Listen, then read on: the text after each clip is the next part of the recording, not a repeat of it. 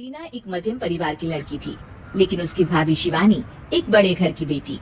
शिवानी की शादी अभिषेक से लव मैरिज थी। अरे भाभी, ये कितना अच्छा सूट पहना है आपने। काश ऐसा मैं भी पहन पाती। अरे क्यों नहीं रीना, वैसे भी तुम्हारा और मेरा नाम तो एक ही है, जब मन करे पहन लेना। भाभी, आपको आपके पापा ने कितने अच्छे कपड़े गहने दिए हैं। मैं उनकी इकलौती बेटी जो हूँ। बेटी तो मैं भी इकलौती हूँ, लेकिन क्या करे, पापा है नहीं, पता नहीं कैसे होगी मेरी शादी। तभी वहाँ शिवानी की सास आ जाती है। अरे क्यों नहीं करेगा भाई तेरी शादी धूमधाम से, आखिर जिम्मेदारी है तो उसकी। और वो दिन भी आ जाता है जब रीना की शादी तय हो जाती है। अभिषेक, क्या हुआ? आप इतने परेशान तो कभी नहीं दिखे। कोई बात है तो बताइए मुझे। अरे शिवानी, वैसे तो शादी का सारा इंतजाम हो गया है, लेकिन गहनों का रेट तो आसमान छू रहा है। कैसे क्या करूं, कुछ समझ में ही नहीं आ रहा। थोड़ी देर में शिवानी अपने पूरे गहने अभिषेक के सामने रख देती है।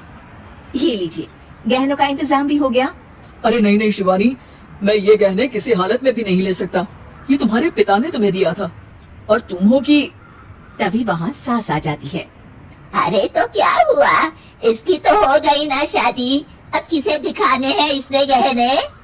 सास गहनों का डिब्बा शिवानी के हाथ से लेकर वहाँ से चली जाती है।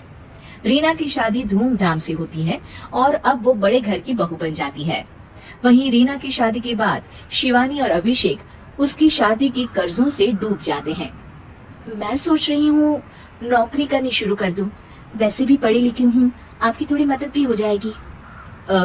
वैसे शिवानी, कुछ दिन कर लो तो अच्छा ही होगा, क्योंकि जरूरत भी है। अब शिवानी भी नौकरी करने लगती है और घर खर्चे में अभिषेक का हाथ बटाती है। एक दिन शिवानी, रीना का फोन आया था, कह रही थी कि आने वाले त्योहार में उसके ससुराल जाना है। ठीक है माँ। अरे ठीक तो है, लेकिन एक काम कर लेना, उसके सास ससुर से लेकर पूरे खानदान के कपड़े मिठाइयाँ सब ले आना, और हो सके तो रीना के लिए छोटे से कान में पहनने के बूंदे भी। और क्या है ना, शादी में उसे सारी बड़ी बड़ी कान की ज्वेलरी दी थी, घर में पहनने के लिए तो उसके पास कुछ भी नहीं है। शिवानी सोच में पड़ जाती है कि वो क्या करे, क्योंकि कर्जों और घर के खर्चों के बाद तो पैसे बचते ही नहीं थे। शिवानी फिर अपने पिता को फोन करती है और उनसे पैसे मांगती है। देखो शिवानी, मैंने तुम्हें शादी के वक्त ही मना किया था कि ऐसे घर में शादी करनी ही नहीं चाहिए। अरे अभिषेक को शर्म आनी चाहिए जो ससुराल से पैसे मंगवा रहा है। शिवानी को पिता की बात पर गुस्सा आ जाता है। आप मेरे पिताजी हैं और मैं परेशान थी, इसलिए आपसे मदद की उम्मीद की पापा। अभिषेक को तो पता भी नहीं है कि मैंने आपसे पैसे मांगे हैं। शिवानी सोचती है कि वो अभिषेक से बात करे, लेकिन फिर उसे लगता है कि वो टेंशन ले लेगा। तभी शिवानी की नजर हाथ के कंगन पर पड़ती है। सीधे बाजार जाती है और उसे बेचकर ननद के घर ले जाने का सारा सामान लेकर आती है और सास के सामने रख देती है।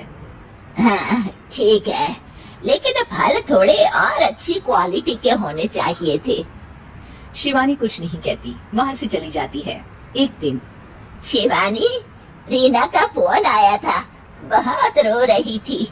क्यों माँ, क्या हुआ? सब ठीक तो है ना उसके ससुराल में? अरे तूने तो उसकी नाक ही कटवा दी। अब मैंने क्या कर दिया माँ? कह रही थी कि बड़े घर की बहू है भाभी, जो कपड़े दिए वो ब्रांडेड भी नहीं थे। तू तो जानती है ना उन लोगों का पहनावा कितना अच्छा है।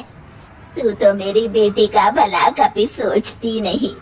आए भगवान, अरे बड़े घर की बहू है, इसी बात की जलन है ना तुझे, लेकिन याद रख, मेरी बेटी का सोचने के लिए भगवान है, तुम लोग कभी उसका बुरा नहीं कर पाओगे। अब शिवानी के मन में सवाल था कि क्या ईश्वर सिर्फ रीना के साथ है, उसके साथ नहीं? लेकिन उसे सुकून था कि वो अभिषेक के साथ उसकी जिम्मेदारियों को निभाने में बराबरी की हकदार है। शिवानी वहाँ से चली जाती है। वो सास से कुछ नहीं कहती, क्योंकि अमीर घर की बहू बनकर रीना को भले ही सुकून ना हो, लेकिन गरीब घर की बहू बनकर शिवानी खुश है, क्योंकि खुशी पैसों से नहीं परिस्थितियों पर निर्भर करती है।